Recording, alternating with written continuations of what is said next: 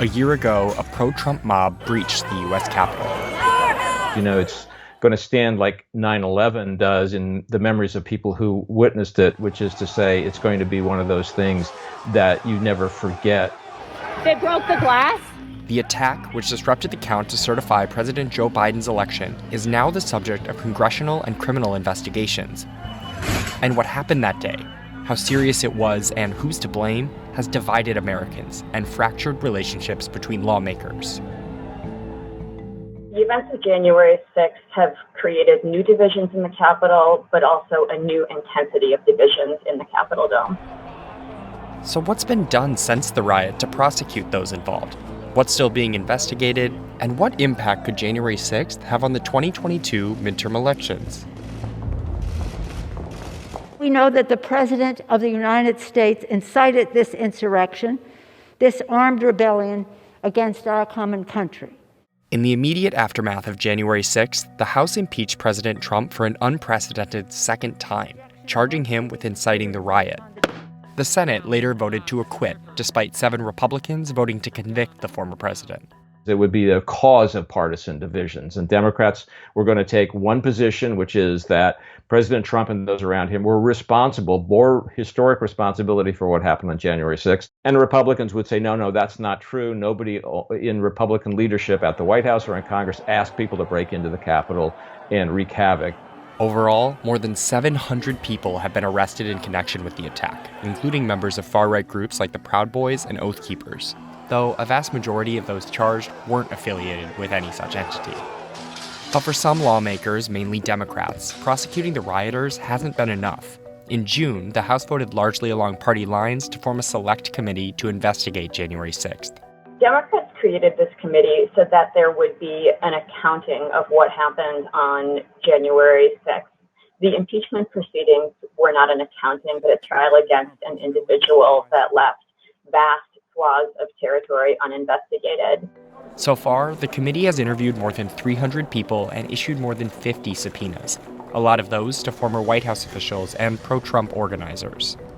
A lot of the findings of the committee are being closely held. The committee is planning this year to hold public hearings to lay out from start to finish what happened. As the committee looks to intensify its work in the coming year, Republicans' claims that it's a partisan effort also grow. Pelosi has created a sham process. There is already acrimony between the Republicans and the Democrats, but the committee's work has intensified the acrimony, in part because the committee is starting to ask questions of some members of Congress themselves. And the implication is there are probably a lot more House Republicans who the committee would like to hear from. In a way, the two sides have moved further into their corners since January 6th. Republicans have become ever more strident in claiming the election was stolen from Donald Trump. And Democrats have become ever more strident in saying basically democracy is at risk because of what happened. There is no evidence of widespread fraud, and audits of millions of ballots in key states affirmed the presidential result. On January 6th, Congress did reconvene to certify the 2020 election results. But when it did, 139 House Republicans still voted against certification.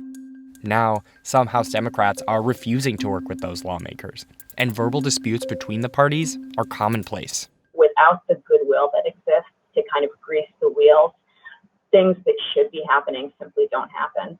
And that is a problem for the country. Members of Congress increasingly fear for their safety, too. More than 9,000 threats were made against lawmakers in 2021, up from about 4,000 in 2017, according to the Capitol Police. The physical threats are a big problem. I remember the very first week that I started covering the Hill for the Wall Street Journal was the week that Gabby Giffords got shot. And there's a sense that instead of stepping back from that sort of precipice, the country is only deepening its entanglement with that sort of physical violence. Congress's divide reflects the country's split. In a November WSJ poll, 57% of Republicans said the election was stolen from Trump, compared to just 3% of Democrats. This divide could have implications for both parties on what will happen in this year's midterm elections.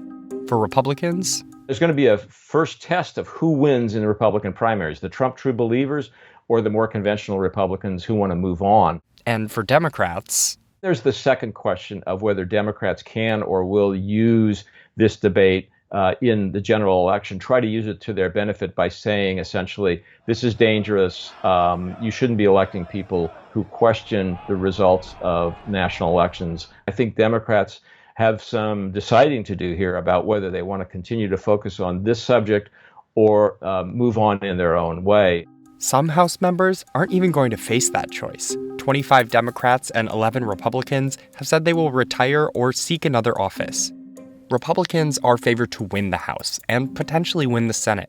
If the GOP takes control, the party will also gain control of the January 6th committee. It's not just possible that if Republicans win control in 2022, they will dissolve the committee. It's likely that House Republicans will dissolve that January 6th committee if they win control of the public. For the country, the debate over January 6th and the 2020 results has created an issue that could have a more lasting impact. In the November WSJ poll, 64% of Republicans and 42% of voters overall said they did not have confidence in the election system.